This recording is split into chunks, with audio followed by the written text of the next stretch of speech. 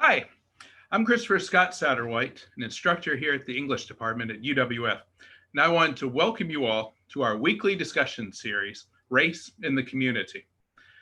For those who are joining us for the first time, our discussion is roughly 1 hour long. The speaker and I will talk and have occasional interactive polls for you to participate from home. We also have a moderated question and answer section at the bottom. You can see it down there at the bottom of your screen, which should be which should be at the bottom of your screen. If you have questions, please type them in the box and ask away. We'll try our best to get to all the questions, promise. If we don't get to the questions here, then we'll return some of the questions back to you later on in a frequently asked questions section that we like to send out after the event. So hopefully we'll be able to answer all those important questions that you have for us. I also wanted to let you know that there's going to be a survey at the very end of this talk. So please make sure that you fill out the survey so we can find out how we do. So now let me introduce our guest tonight, my good friend, Quincy Hale, otherwise known as Q. Q is by far the hardest working man in poetry in Pensacola. And I say that without any hyperbole. I've never known a poet who lives and breathes the craft as much as Q. In saying this about Q's love for poetry, I don't mean to simply say that that he is this as a writer and reader, but also Q is an organizer, a mover and shaker. He brings people together, whether it be in farms in Cantonment for massive poetry readings, coffee shops throughout Pensacola, and classrooms throughout the area, including UWF. A native of Memphis by way of Gary, Indiana, Q moved to Pensacola in 2010. Within days of moving to the city, a young man named Victor Steen was killed by a Pensacola police officer, and Q was active in the movement to remember this man. His work reflects his role in the traditional African sense of the griot, meaning a poet and storyteller. Q combines those aspects within all of his work, both in the written form and in the oral tradition. I'm so grateful to Q for joining us in the second episode in our month-long discussion series, Race in the Community, Past, Present, and Our Future. So first, before we begin, I wanted to acknowledge a loss. Recently, Q's father passed away from COVID-19. Sadly, like my own father, Q's father joins over the 200,000 Americans who've died of COVID-19 or complications from the coronavirus. So on behalf of the organizers of this event, as well as myself, to you as a friend, I again want to express my deepest condolences to you for your loss. Now, we often hear about the numbers and statistics, but rarely get to know the people. Do you want to say something about your father for those who might not have had the honor to get to know him?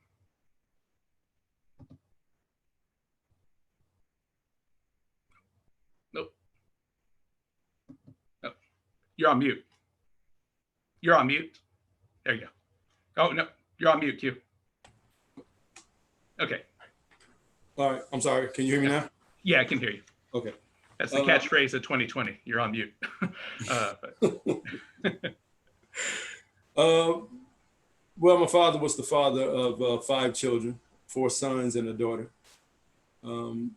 Vietnam veteran, police officer at one point in time, state trooper at one point in time.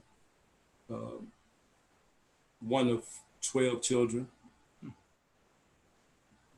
Grew up in Jim Crow South, obviously. So it's a whole lot I can say about him, but that'll take the hour, of course. So I'm sure I'll be sporadically mentioning him throughout the hour, I'm sure.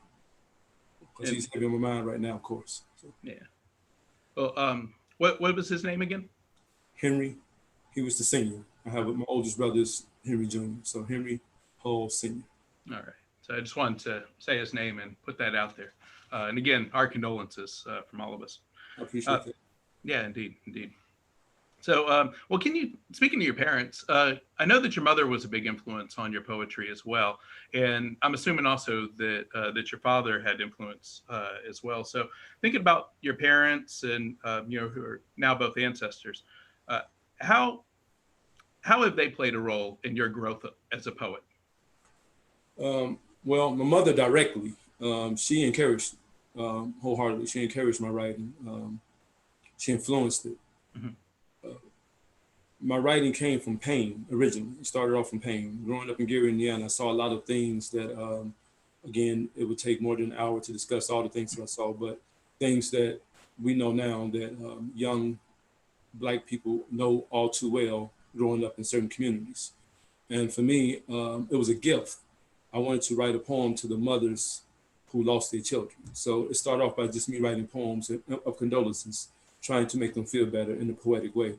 I never expected it to take off the way it did, but again, with mother's influence, she was always encouraging me to continue to do that. That was the outlet that I needed. So what she would do, just to keep it brief, I was always angry when I lost a friend. And it made me angry, but I didn't know how to really express that anger. So she would buy me journals. And at the front page of every book, she would put on there, be as angry as you need to be on paper. So once a week, I would get this new notebook and it would say, be as angry as you want to be on paper. So I found myself being drawn to that notebook as if it was my therapy session. And I was writing out as angry as I needed to be on that paper. And that just kind of turned into something else. And I think one day I went to a library to hear, I want to say it was Gwendolyn Brooks in Chicago. And it was an open mic after she spoke. And somebody put my name, well, I don't want to say somebody, my mother put my name down on the list. I was nervous. Somebody called my name up and I read a poem and the people clapped. And I think I was high from that moment on. And I think I just haven't been able to turn back ever since. And I was 17 at that time. Oh. So what was it like seeing Gwendolyn Brooks?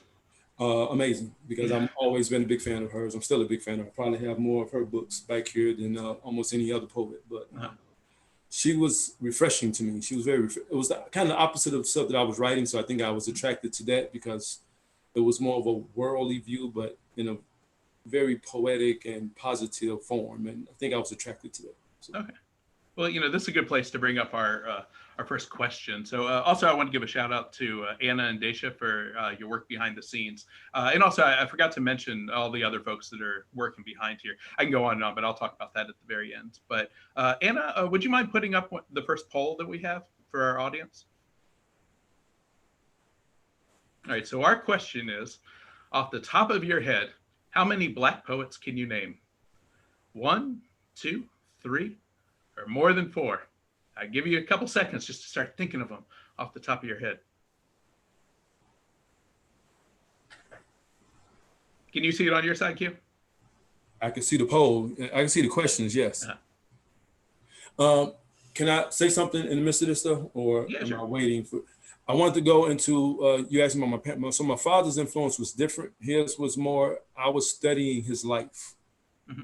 It wasn't really encouraged or promoted. I'm not saying he wasn't, I don't know if he was a fan of poetry or anything of that sort, but I used him as my canvas. His life was just very interesting to me about the things that he had been through. So one of my poems, as you know, I wrote POW, was about my connection with growing up in Gary and his connection dealing with Vietnam. So, and I fused those two rites of passages together. What it was like for him as a 19, 20-year-old man in Vietnam and what it was like for me as an 18, 19-year-old coming out of high school, growing up in Gary, Indiana, and I crossed those two paths. So his life was more of my inspiration. Okay. All right, well, we can come back to that one second because I have a couple questions about him and about how your life in Gary influenced you. But yeah, let's take a look at this poll while it's up. So it looks like the biggest one is 1.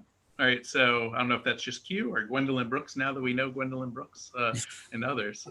And this is something that we talked about in our last session, and that was why the importance of these discussions to be able to illuminate, to be able to spread knowledge, because a lot of folks don't get poetry in school that often, much less Black poets.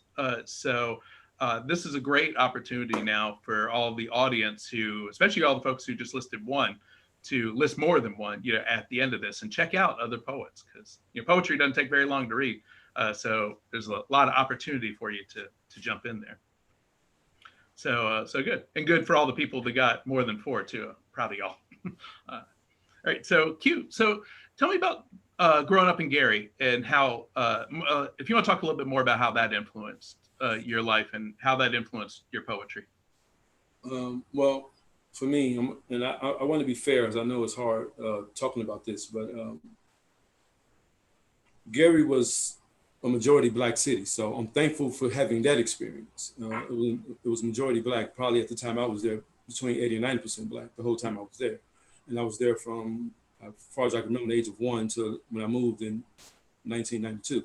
So up until about 21, 22 years old, and I moved because my brother was murdered, along with 13 friends of mine in that same year. If that gives an example of what Gary was like, I guess the answer is, I just gave you the answer. So I went to 14 funerals in 1 year for dear friends and a brother of mine. So it was a challenge. Your brother? I'm sorry? You said your brother? Yes, my older brother, Derek, he was killed in 1992, April of 92. And that was enough for me. I knew it was getting too close to home, so it was time to move and relocate and go somewhere else. So my mom moved first, and I went back to her roots, which is Memphis, Tennessee. Mm-hmm. But growing up in Gary, it was it was the beginning for me to realize that I was a writer, because the things that I saw, there was no way to deal with it internally. So I had to take it from the inside and put it outside where I can look at it, try to make some sense out of it. Mm-hmm. So I would go home daily and I would just write, not always poems, but just writing out the things that I saw throughout the day, catching the bus, seeing certain things happen in alleys, or things that happened at school, on the way home from school. Mm-hmm. It was just a challenge. Every day was, to me, it was like when me and my father talked, it was like Vietnam. Mm-hmm. So it was rough. I'll put it that way. It was very, very rough, but it made me the man that I am today. So mm-hmm. Well, definitely the artist that I am today. So yeah, I know that you did a lot of work as a traveling poet with with different groups and traveling around the country, performing. So how did you get down to Pensacola? How did you get into or more specifically, maybe not how did you get to Pensacola, but how did you get involved with the Pensacola poetry scene? I know they're connected questions, but yeah, how did you get involved with the Pensacola poetry scene? I was living in Memphis at the time. I was dating a young lady, and her mom lived here. So one night, she called and we talked, and I had never been to Pensacola before. So when we decided to come, what I do as an artist, I try to call all the coffee shops and bookstores to see if there's any readings going on. Mm-hmm. I think at the time I called a place called Et Cafe, mm-hmm. and a young man called me back and said that they weren't doing anything the week or the few days that we were going to be here. But once I got here, if I called them and let them know that I was in town, they would put something together. Mm-hmm. I don't have to mention any names. Of course, you know who that person is, but I called and they told me they were doing something at End of the Line Cafe. I figured it was probably a group of 10 to 12, maybe 15 people. And when me and this young lady got there, it was a room full of people. It was a full house. Uh-huh. So we performed, and I think at the time— Maybe it was a full house and they were waiting for you? It seems that way. I mean, they were already doing some poetry, but it seemed that they was waiting. But we performed, and I think we were probably the only Black people at the time. We were the only 2 Black people there. And I enjoyed it. The reading was amazing. It was some of the greatest writers. It was very refreshing for me to hear. So we came back in February after Oscar Grant was killed in California. Mm-hmm. Progressive, you was a part of the group, I think. Movement for Change? No, it was Joey and Hillary that— the Student Alliance? Something like that. They brought us back to perform at Movement for Change. Okay. That was in February, so it's the following month. My first time was January of 2009. The second time was February of 2009. And I came back for a one-man show in August. Mm-hmm. And at that time, they told me they had an extra room in the house, and if I would be interested in coming down, they would like to do some workshops with me. And so the rest is history. I moved down in October of 2009, and I've been here ever since. Okay. All right, good. Q, you'd mentioned Oscar Grant, and for those who aren't as familiar with Oscar Grant, he was killed over in Oakland, and there's a film, Fruitvale Station. If you're interested and you haven't seen that film, it's a really good, very sad story, of course. So it's worth your time to check out. Because I found that sometimes when we're doing these discussions, that some people might not have the same context, knowing everything that we're talking about. So, I encourage anybody to check that out. So, can you talk about some of the poets that have influenced you the most? I know we talked about Gwendolyn Brooks a little bit, but can you talk about some of the poets that influenced you the most? Sure. How much time you got? No. I 45 guess it minutes. started for me with the Last Poets. Mhm. I was a big fan of the Last Poets. I still have their albums in my living room. I used to listen to them on vinyl back in the late 70s, early 80s. Of course, Brother Gil Scott, Leroy Jones, formerly Leroy Jones, Amir Baraka, Hakeem Madabuti. I can go on. Actually, Asada Shakur. When I read the autobiography of Asada Shakur, there's a poem at the end of all her chapters in that book, Yeah. her autobiography, which were amazing poems. A lot of the Panthers, Black Panther Party, were poets, of course. Bunchy Carter, he wrote a poem. It's called Nigger Town, poem by our Princess Bunchy Carter, one of my favorite poems of all time. So I have so many, and those are the ones who are in the public eye. But the group that got me the most, well, there's this brother named Oran Kenyatta. And that's when my poetic career changed after I met him up in Chicago. And from there on, I think I've been on this whole different plane since I met him, because I felt like meeting him was like going back into the 60s to meet, to be a part of the Last Poets and the Amir Barakas and the Gil Scotts, because of the writing was so raw and honest. And I was looking for that. And he applied all of that. He had all of that. Him and the whole organization, which is the anniversary of Still Black Sea is coming up, Columbus Day. So can you talk about that for a second? Still Black 23 Sea? years. Yes, they started in 1997 in Chicago. Oran Kenyatta, the Astor Gates, Tony 720 Collins, and a brother named Dredd. I don't know which. Oran was the head of the organization. I'm sure he was the brains behind it. I was always taught from my mother, as a poet, if you're going to do it, you have to be honest. She's plainly told me, I will support you as long as you're honest. But if you're lying, I won't support you. There's a difference between a poet and a liar. And the difference is either a poet or a fiction writer. I don't write fiction. I want to tell the truth. So the first element for me is there has to be some truth in it, whether it's me writing it or if it's me listening to it. And when I'm listening to it, that's what draws me to it. So this organization was so honest. I won't say brutally honest, because I don't think honesty is brutal. I think it's just honest. And I gravitated to that, and I needed that. So I followed them and I listened. I didn't stalk them, but I followed them. I mean, when I say I followed them, I lived in Memphis at the time, and they were in Chicago.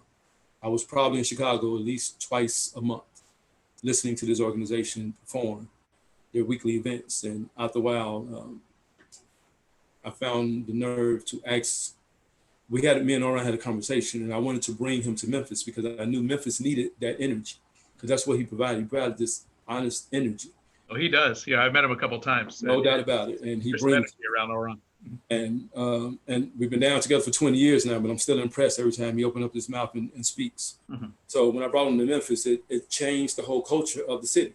I saw the city change, the culture of it changed with just his presence. So shortly after that, I studied some more, and I wanted to become a part, and I became an official member in 2003. Okay. I was actually head of opening up chapters around the country. So, on that note, can you talk a little bit about the... Oh, we do have a couple of questions in the Q&A box if you want to check those out. Let's check this out. Let's see. All right, it says, I'm a huge fan of poetry. How could I read your poetry on my own time? I also write on pain as well. That's from Carrie Brown. Well, lately I've only been doing CDs, books. I'm hoping to it's a good chance to go into that. So Scott, when are we going to get this book together, sir? I know there's been some things going on. I know it's not me, man. It's not you. It's not me. I'm saying that the next book, to answer the young lady's question, the next book that's going to be available will be the book that me and you do together. So I guess whenever we come up with a date for that, that would be the next time that a book will be available. But I have 2 CDs that are available on stillblacksea.bandcamp.com. That's available for listening pleasure at any given time. Okay. And does that include the most recent one, the one with the most recent one and the one right before that one as well? Okay. Those 2 are on that website. All right, cool. Well, if you don't mind, at the end of this, I'm gonna make a special request for one of your poems too. Catch 22, just to get it in your head. Yes, sir. I know I always ask it, but So just get that in your mind already. All It's right, not, so it's we had not a- off the head, so I have to pull out the journal to read it to you, but that's fine. I can do that. okay, yeah, it's fine. So we had another question also, and this is from my friend Chastity Hobbs here at the university, and she had asked about your process. So when you were talking about writing and the process that you have for when your mom gave you the journals, I wanted to go in there and ask the same question that she was asking too. So what does it look like when you write? When you break out the notebook, what does it look like? Usually I write at night. I try to write when the city sleeps because I've already been observing. So my job as a poet is to observe and report. Mhm. That's the way I look at it. I used to be a security guard as well. So that was the job of security guards, to observe and report. Mhm. We were just flashlight cops. So we couldn't do nothing. We just had to watch what we saw and write it down. So I take that same role when I write my poems. So I'm watching all day long and I'm listening. And so whatever that inspiration is, it could be something that fueled me in an angry way, or it could be something that inspired me in a positive way. Mhm. But I usually, if I have to, I might take notes if it's something that's going on in real time, or if I can just hold on to it when I come home and settle in for the night. That's when I sit down and I put it together. Sometimes, depending on the energy that I have going on, I write a lot to music. So it might be some John Coltrane with Naima in the background, or Love Supreme, which is one of my favorite albums to play, some Stevie Wonder. And I'll sit down and I light an incense, I turn on some music, and I open up the journals and I just let it flow. Okay. Well, we got a couple other questions here. One, they wanted to know about Iran. So what was Iran's last name again? His first name is Oran. I would say With an emphasis on the O. He's probably watching, so I want to make sure he knows I'm trying to get that right. His last name is Marshall, but Oran Kenyatta is probably where you're going to find it. Oran Kenyatta. And so we had another question. Actually, got a bunch of questions here, so I'll just go through some of these. This is from our good friend Robin Richard. Hey, Robin. How has the way Black men are portrayed by individuals, institutions, and systems influenced your writing? Probably in the heaviest way, because that's, I think, where the writing has come from. So there was this, I went through this this culture shock, moving from Gary to Memphis. In Gary, being, like I said, it was about 80 to 90% Black city. And when I got to Memphis, it was still a majority Black, but not as much. Mm-hmm. So there was this culture shock for me going from the Midwest to the South. Mm-hmm. And I don't think I really analyzed Black men in a totality way until I moved to the South, because I think that's when I really start to see it. That's when I start to experience what my father, my grandfather had been through.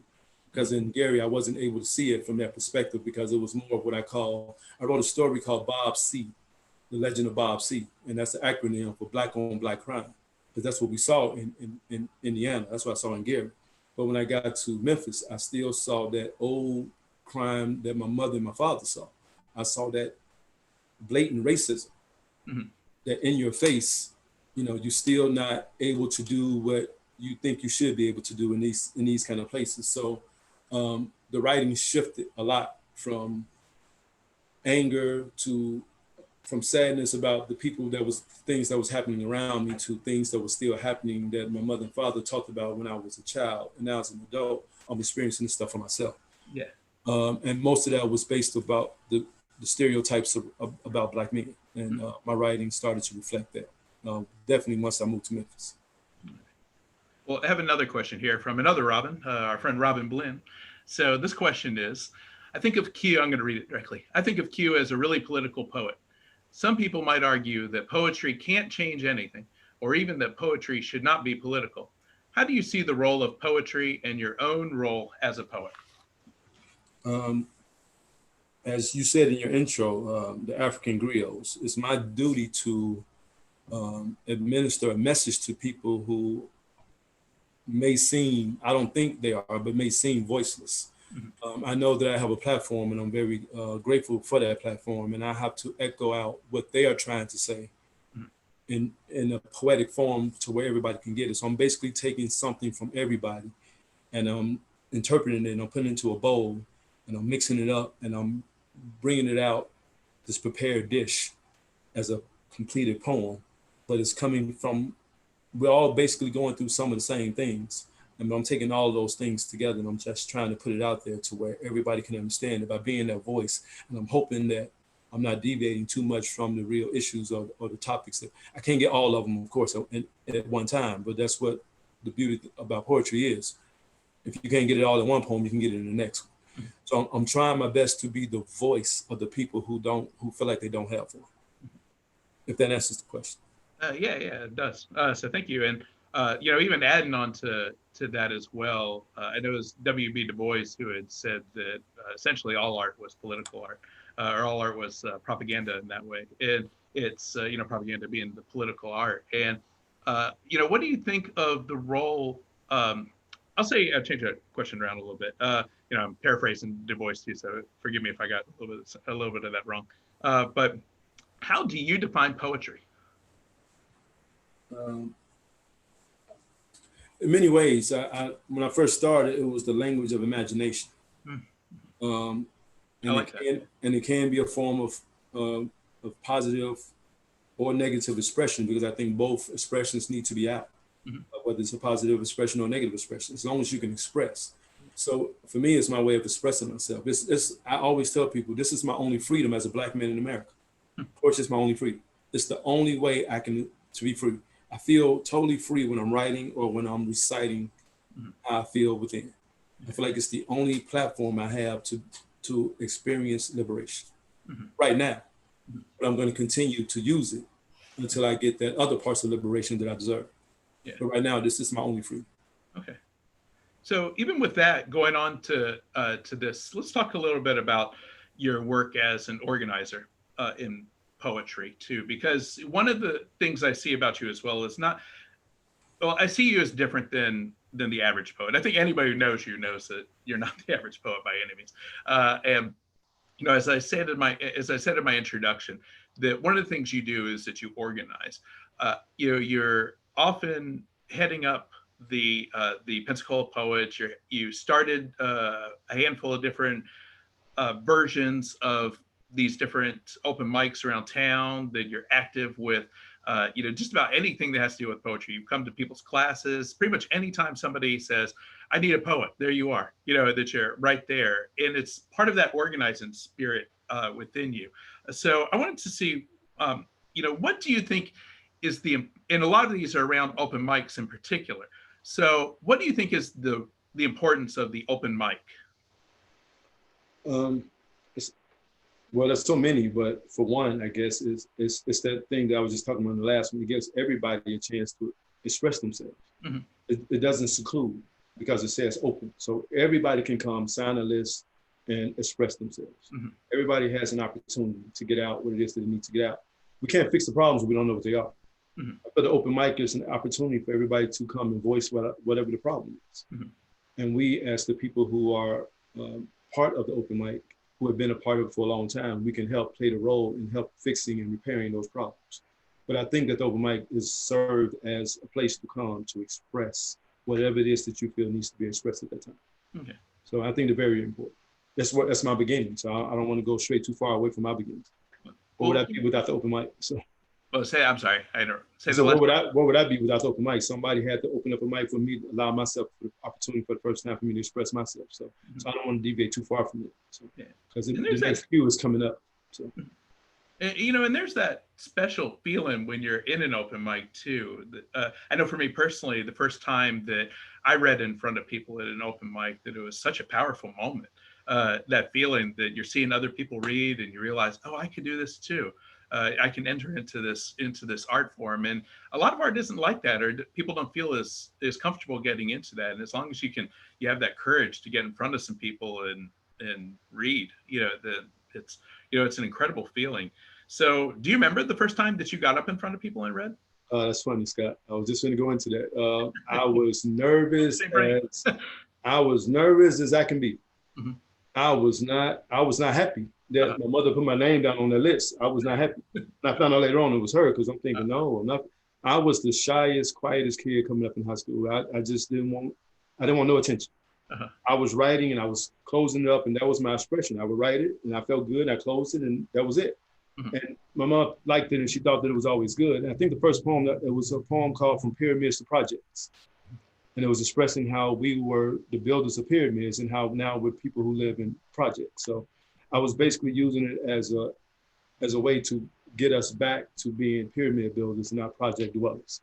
She thought it was one of my best poems I've ever written. So she put my name down on the list.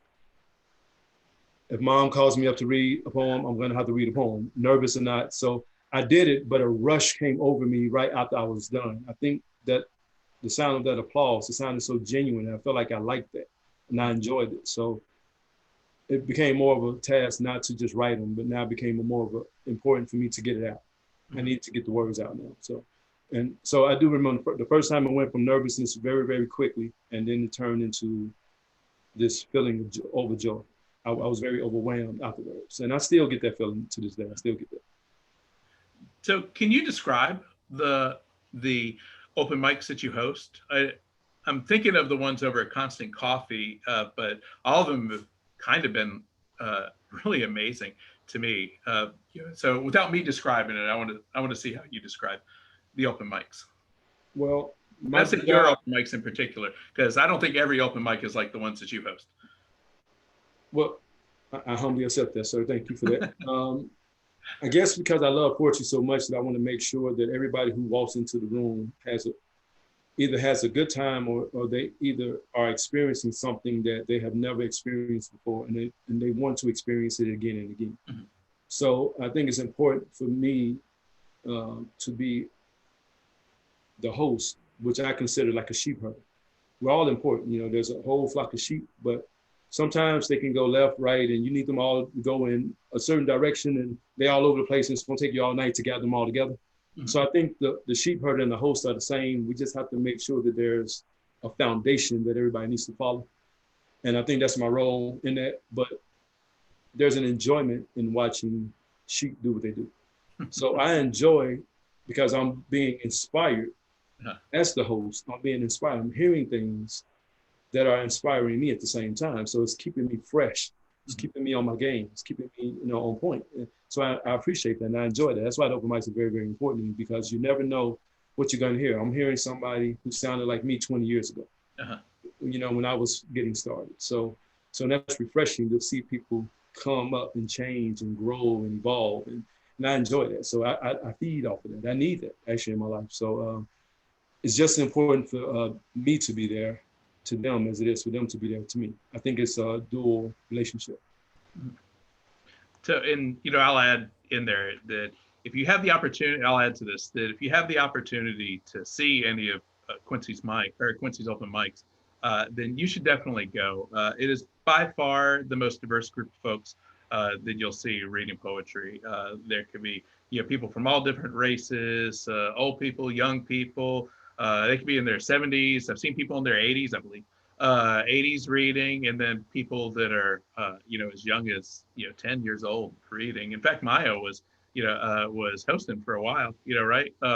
She still is. When she's back, when she's there, she's always hosting. Whenever she's there. So yeah. And how old the pandemic is throwing things off. I think I want to say she's 12 or 13 right now. Yeah. She's been hosting with me for a while, but the first time I heard her read, she was 7, and she was amazing. She's from an amazing mother, so she's an amazing young lady, and she's great as a co-host. She's grown so much as a co-host, and I like to see that. I like to think that I'm being a part of watching people and helping people evolve and grow into what they're supposed to be. And I think what's special about ours is it's a no censorship thing. So, like you mentioned, all walks of life, all sexual orientations, all races, and we're all in there together, and we're making it work. We're making it work for those 2.5 hours. No matter who heard something that they didn't like, we make it work. And we're trying to show this is what America can look like if we understand that we're not all going to agree. As a poet, I chose to make sure that when I write, I don't sit down with the ideal of thinking that I wonder if Scott's gonna like this poem when I'm done. That's not what's on my mind when I'm writing my poem. I'm writing for my freedom. I'm trying to liberate myself. So you're gonna find some people who are gonna like it, but you're gonna find just as many who are not gonna like it. That's called balance, as far as I'm concerned, and I'm cool with that. Well, you You have a great rule that goes along with this. Can you tell me the rule, or tell everybody else here the rule? Oh, at the open mic, you mean, right? Yeah. Yeah. If you hear something that you don't like, write a poem about it. Mm-hmm. It's just that simple. But we don't have a right to stop any artist from saying what it is that they want to say. Mm-hmm. When they're up there speaking, that's their time to express themselves. If you don't like it, there's two things. There's two doors. You can leave because it didn't cost you nothing to get in, so it won't cost you nothing to leave. But if you choose to be bold enough to stay, write a poem about what you heard and bring it back the following week. Or if you get write it in that moment, write about it, and that just keeps the art going. Because now and we just call that inspiration. Yeah. Inspiration comes negatively or positively. I can hear something that I'm inspired by in a negative way. I'm very inspired by all this police killing that's going on. I write a lot of poems about anti-police, us not needing it or us getting rid of it in any shape, form, or fashion. So I'm highly inspired by what the police are doing in my community. A lot of my writings comes directly from that. Mm-hmm. That's negative. But the things that I'm writing about, somebody who might hear it might look at it as a form of a tool that they can use to help combat some of the things that are going on. So we get inspired in many different ways. How do we deal with that inspiration is what's important. And I think as artists, we have a responsibility to take that inspiration, no matter what it is, and take it, bottle it, and then create with it, and then put it back out to the greater community so they can do something positive with it. Yeah. And if somebody has a problem with it, then write a poem. Write a poem about it, or a song, or whatever you want to do. I mean, but from one, I think it keeps the art going. It just keeps it fresh and keeps it alive. Well, it definitely keeps your open mics really lively and interesting too. I've been in there when people have gotten mad at other people for poems, and I know you've told me a number of stories about people getting mad about poems. And you have the rule said, all right, you get mad, then you're right. You're right about it. And then they do. And they say their piece, and it's like, cool. Right, exactly.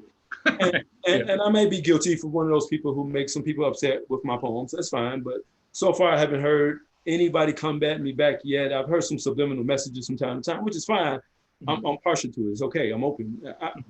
I do happen to know I'm not the guy who makes everybody happy with my poems. I've heard that from time to time. Once or twice in my life, I've heard that. But that's okay. I don't sit down to upset or offend people. I'm sitting down to free myself. And that's what I'm trying to do. I'm just trying to free myself. No, you're always close to my heart, so I got you. It means you have very tough skin, Scott. We're brothers, right? Yes, we are. And I'm hoping people can see the resemblance. We will. See that. All right. So we got a couple questions down here. So let me see if we can get to some of those. Let me see. All right. Well, Q, do you have any advice for an aspiring poet about how they can get into performance spoken word in particular? Well, performance spoken word. Everything for me starts with the pen and the pad. Mm-hmm.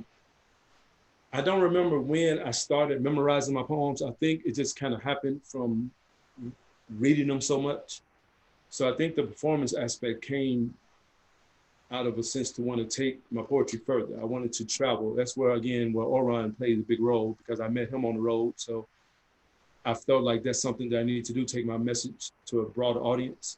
Mm-hmm. So that's where that came from. And I know that when you're traveling, a lot of people just are not prepared in certain places to hear somebody open up a book and read out of a book. So the poems just started sticking, and then that just became a new thing that I just started to do, with just memorize. And once you memorize it, then you can take it into more theatrics with it. I guess you can start expressing those words that you're saying. You can be more expressive with it. You can put more connotation on the voice, more inflections.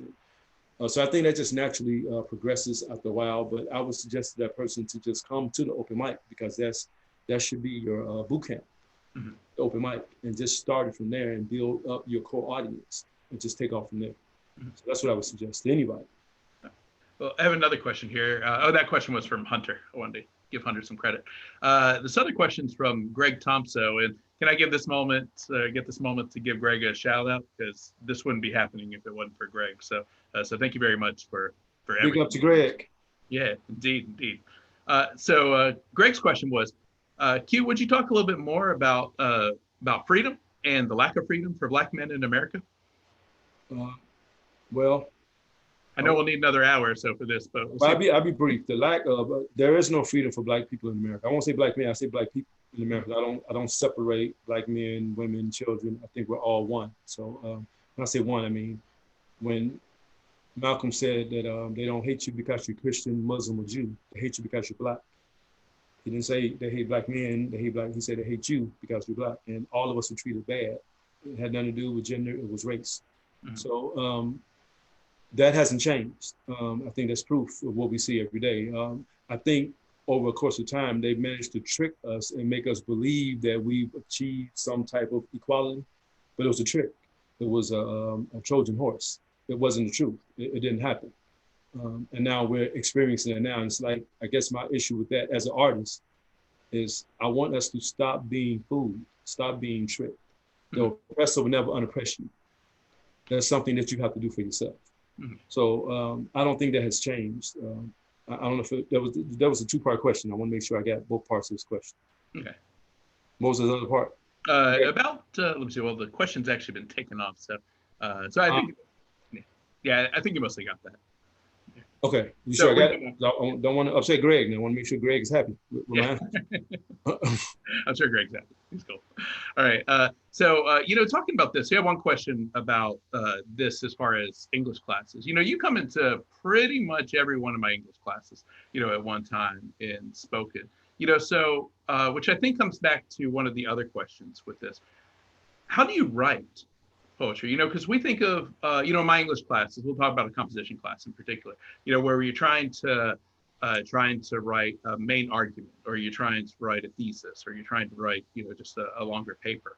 And, in poetry has a lot of that similarities to me when I see it, that you're trying to get across an argument. So when you're trying to get across an argument in your work, when you're trying to make some kind of really strong point, what is the structure that you use for the poetry? Does it change when you're trying to make an argument, knowing your audience, knowing certain parts that you're trying to communicate with other people, or certain emotions, certain feelings? What changes in the structure of your poetry? Now I'm combining two of these questions here about the argument behind it, the audience that you're using, which comes into most English classes, but then also specifically the form of poetry that you use, because I know that you use a number of different forms of poetry. So is that question too big? Because I'm combining two. But well, I won't say it's too big. I just want to make sure I'm answering it correctly. So ask me the first part of it again. Okay. All right. So considering the main point that you're trying to get across in a poem, when you start writing the poem, do you have an audience in mind? I know that you said that you're writing for yourself, but if you're writing, say there was a killing and you want to write about that, okay, do you think of a haiku, for that moment? Or do you decide, I'm going to write in free verse, and then I'm going to break this down. My editing process is going to turn this into a very short poem, or I write free verse, or I write traditional? I got you. So let me give me an example. I'll give you an example. So when I'm thinking about police brutality, because I write a lot of poems on police brutality, I think about when I'm writing it, I'm trying to speak to the victimizer mm-hmm. and victims. Mm-hmm. So it's a warning to the victimizer, mm-hmm. and it's a pull yourself up mm-hmm. to the victims. So I'm thinking about both of them. I'm trying to let the victimizer know that if this continues, mm-hmm. you're going to be on this victim side. Yeah. And I'm trying to let the victims know that, hey, we can turn this around if we all just do this or do that, and let him know that, or let them know that if they continue this, they can very well be where we are. Mm-hmm. So I'm basically speaking to both people. So it depends on the situation of what's happening, of what my audience is, or who I'm trying to speak to. Mm-hmm. I was always told as a young person to, I think we've all heard the term, you have to speak to the congregation, not always the choir. Mm-hmm. Because the choir knows it's time to start speaking. So when I'm writing, I guess I'm trying to reach the congregation. Mm-hmm. Because the choir knows, they know the notes. We're the poets. We are the choir. Mm-hmm. We have to speak to the congregation. So I'm speaking to the victimized community. I'm trying to make sure that they hear me the most. Okay. Because that's where I kind of write from. I write from a victim's perspective, I guess. A perspective of victimization, should I say. I'm not playing the victim. I'm talking about people who have been victimized, if that makes sense. Yeah, that makes sense. That makes sense. And those questions were a combination of Bogdan and Lori's questions. And I have one from my friend Nancy. This is Nancy Adele Fox, or Nancy Fox Adele. I teach, and I'm reading her question. I teach a lot of writers, some who know that's who they are, some who learn it in the process of writing. What advice do you have for young writers, young poets who may be under pressure to go in some other direction?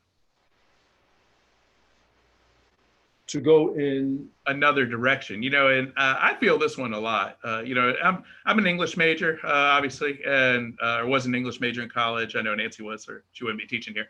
And a lot of people, when you're writing, creative writers in particular, and in college, we're doing this through the university, that people are often told that they should do something more productive with their time. That they should do something that's going to make a lot of money, or they do something that is going to get them this great job.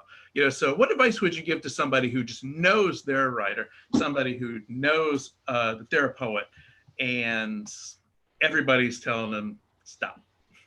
That is personally my story. All my English teachers, I can't think of any of them that told me that the kind of poetry that I was actually told me that what I was writing wasn't poetry. So poetry is structured. You have to, and they always compared it. It has to be something more like Shakespeare, or they were always naming these Europeans. And I remember telling my 11th grade teacher, I said, "Hey, I'm not a European, right? So do you have anybody else you could pull from when you're trying to convince me that I'm not a good writer, other than comparing me to Shakespeare or Beowulf or Macbeth or somebody? Could you give me somebody else? Because I think that I'm speaking to a totally different demographic than those people are speaking to." So my mom just told me, my mom spoke 2 languages, profanity and English. That English she was still learning, but profanity she was really good at. So she basically told me some words not to tell them, but to say they can go to, just do you.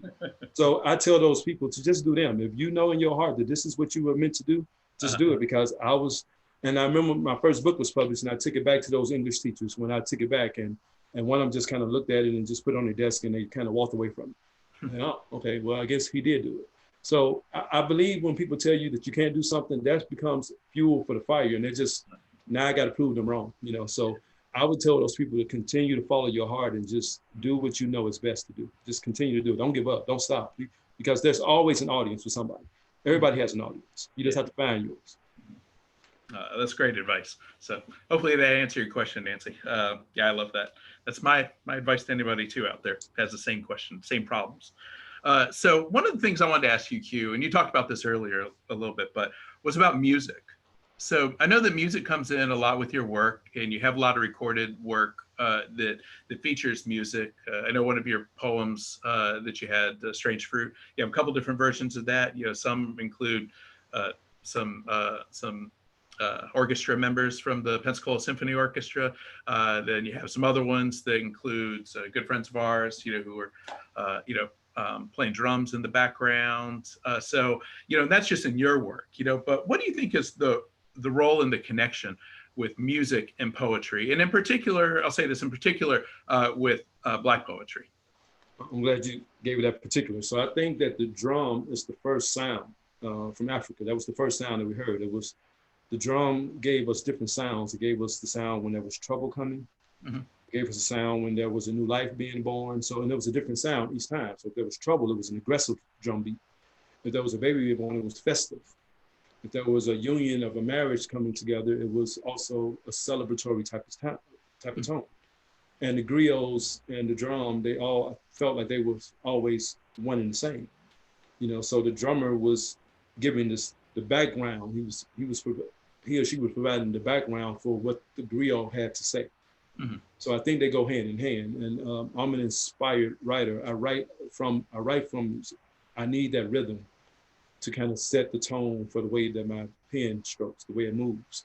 So I think the connection is very important. As I was saying with my process, I will either turn on some John Coltrane, some Stevie Wonder. It just depends on the mood. And they can even help shape the mood. The mood can be extremely anger at the time, but I can put on some John Coltrane. He can help alter the anger and just make it more of a creative process for me instead of an angry process. It can be so the music kind of alters. Sometimes it can alter that feeling and take me from one energy to another energy. So I think music is, I think the sound is energetic. It's very energetic. And me being an energetic individual, an energetic writer, I need that energy.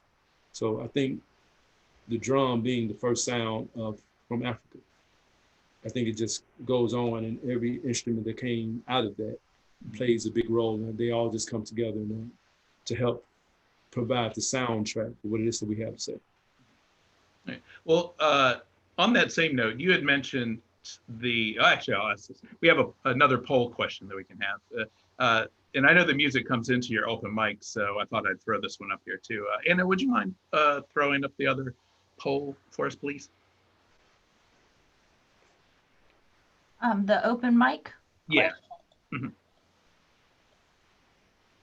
Okay, so just a yes or no. This is just so we could see the answers here. Oh, the first one. I'm sorry, the one right before that. Oh, that's already up there. So we'll go ahead and do this. We'll keep it up there. Do you think that you'll go to an open mic soon after the pandemic, or when you're feeling comfortable to do so?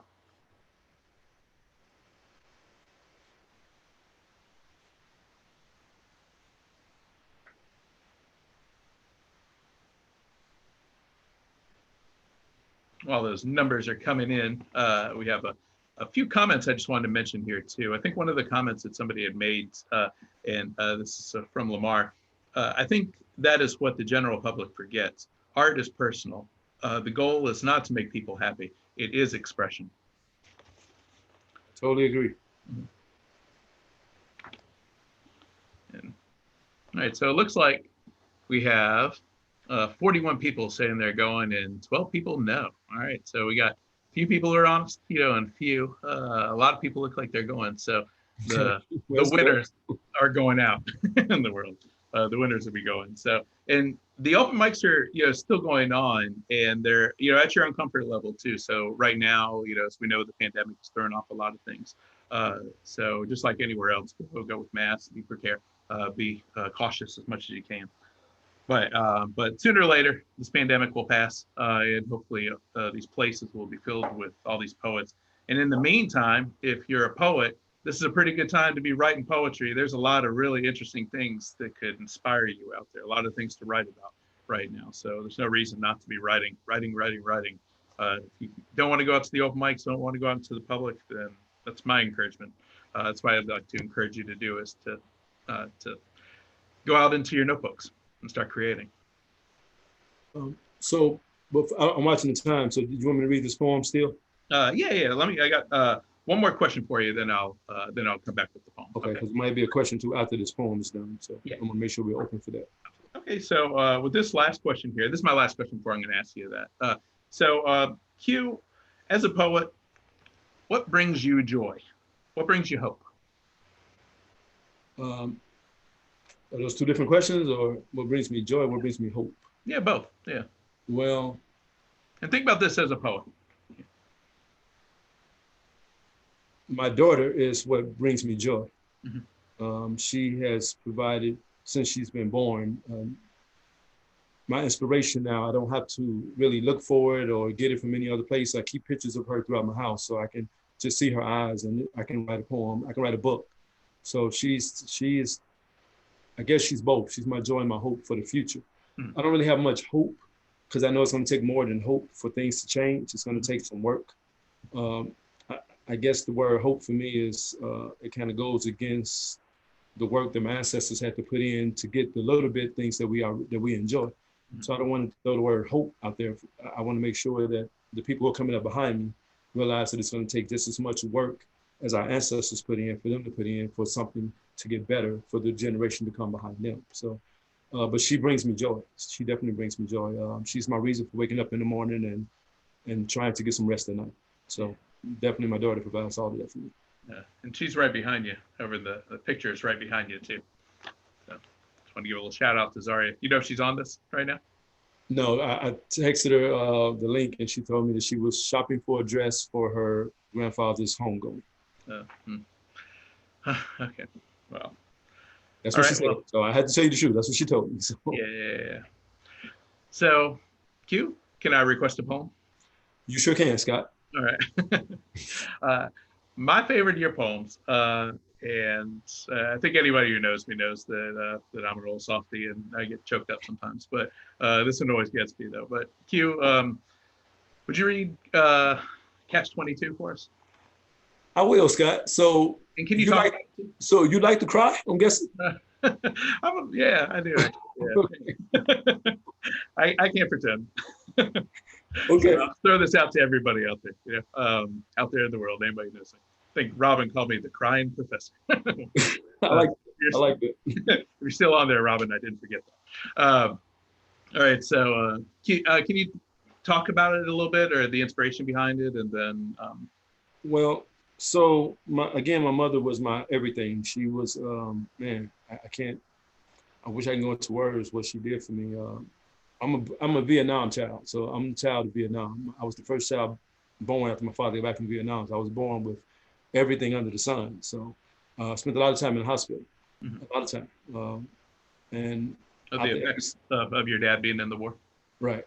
After every surgery, I opened up my eyes and she was there, and always encouraged me. She always used to tell me stories about Joe, and all the stuff that was happening to him. She just always told me, remember Joe, don't give up, remember Joe. So, and when she passed, I was paralyzed, basically, to me, spiritually, mentally, and physically. And I wasn't myself. It took me a long time. It was 2006. I moved here in 2009. So this poem wasn't written until after I moved down here because I couldn't get it out. I couldn't find the right things to say. I didn't know how to express that feeling of losing my mother. So this poem, something happened. I think I was here and I was hearing some other stuff. Somebody else had read a poem about somebody that they lost, and I think it clicked. And I went home and I wrote this all in one sitting. And I didn't try to make it overly poetic. I just wanted to express those feelings that I was holding on to for about 3 or 4 years. So that's where this poem came from. Okay. Are you ready? Yep. Can you hear me? Yeah, I can hear you fine. All right. It's called, and it's on the CD as well. So if I can throw out the website, it's on this CD that's available on my Bandcamp site. Okay, and for everybody who's here right now too, I'll make sure that we can get we'll get the link and we'll send that out to everybody in our, and also again, we'll have a survey after this is done. And I'm also gonna collect all of the frequently asked questions, because some people had questions that we might not be able to get to right now, but we can answer those afterwards. So, but we'll definitely have the link in there for your CD, okay? And I know this poem by heart, I just can't read it by heart. It's not one of those, I told Asia Sampson that this is not a performance poem. So I can't ever perform this off my head. I can, but I don't want to. I want to read it because I want people to feel the energy of the words have the energy, and I want to read the words. I don't want to memorize it. I have it, but I don't want to perform it. I want to read it. That makes sense. So. Yeah. Caught up in the catch-22 in the month of Black History. Feels more like Black misery. And I'm hopeless enough to take myself out with the deuce revolver and making my problem solve. Because since the 22nd of February 2006, my life hasn't made much sense. Because I haven't spoken to, seen, nor have I been able to touch my mother since. And since we're on the subject, when my mom died, so did I, on the inside. But the tears still won't roll, which turns my soul cold, freezing my veins, slowing down blood flow to my brains, cutting off circulation and oxygen, causing me to hyperventilate, resulting in panic, trying to close my eyes so I won't see her last breath, the one she took right in front of me. And I remember being at her bedside, squeezing her, and I remember trying to shake life back into her body. I remember using my fingers trying to keep her eyelids open. I remember calling her name, trying to get her to respond, but to no avail. I remember saying, please, God, don't let this be happening. I remember not getting a response. I remember being prepared. I remember being unprepared. I remember both of those moments being scared. I remember being on the phone hours before she passed with my 2 best friends, and I remember them both trying to make me feel better. I remember feeling worse. I remember the words she spoke to me before she stopped speaking. And I quote, she said, I wish I could take you with me. I remember wishing that I could go. That wish remains. I remember my younger brother calling from prison hours before she passed, and I remember how that made her feel. I remember my older brother's phone being off when his wife called to get him to come home early from work. I remember how that made him feel. I remember the details of the morning she died. I remember her watching her favorite soap, Days of Our Lives. And I remember that same soap cleansing me of mine.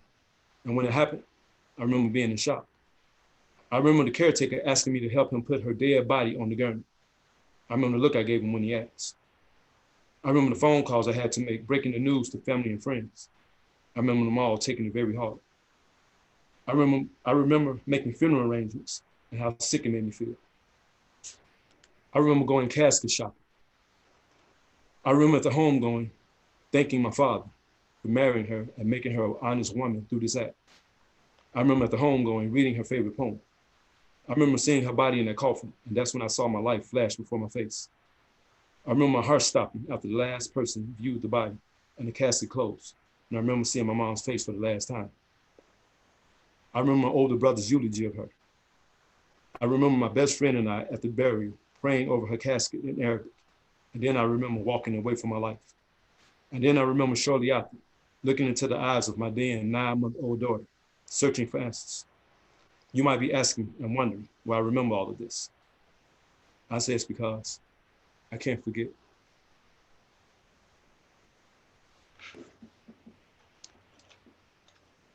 Well, I appreciate you reading that, Q. I appreciate you asking, sir. Yeah, well, it's one of my favorite of your poems, and I think it really speaks to just the humanity within poetry. It's one of those things that we could all have very different experiences in our lives, but that's something that we can all relate to on some level. And if you can't right now, then you will at some point. But be able to hear that as a personal story, and knowing you so well now over the years, that even though I never met your mother, that I feel like I know her from that poem. And that's, to me, one of the beauties of poetry is that I can empathize, I can feel this, through that work. So yeah, it touches me every time I hear it. So I appreciate you reading that. I appreciate you sharing that with the world too. And well, let me say this. That poem defines who I am as a poet. Without that poem, none of the other poems I say are valid, because that's the person that told me to be as angry as you want to be on paper. Mm-hmm. So that was me getting out that anger of that process of watching a mother die, whether it was felt like it was unjust or not. But without me expressing that true feeling on the inside about the most important person in my life, then everything else I express can't be real. So I have to be able to get that out, or nothing else is going to be valid. So that poem, it really identifies who I am as an artist. Because without that one, none of the other ones should matter.